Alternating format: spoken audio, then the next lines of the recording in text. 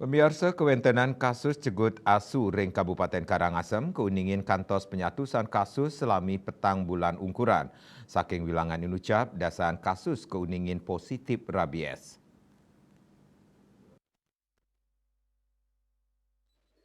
Kepala Dinas Pertanian, Pangan, dan Perikanan Kabupaten Karangasem Inyoman Siki Ngurah Mausang, kasus cegut asu periode Siki Januari kantos lai April, wenten samas pitung dase pitu kasus ring Kabupaten Karangasem. Saking wilangan inucap kauningin wenten 19 kasus, sada kejantenang positif rabies. Kauningin pinih akeh kepanggih ring Kecamatan Karangasem. Asu sani nyegut krame wanta asu liar.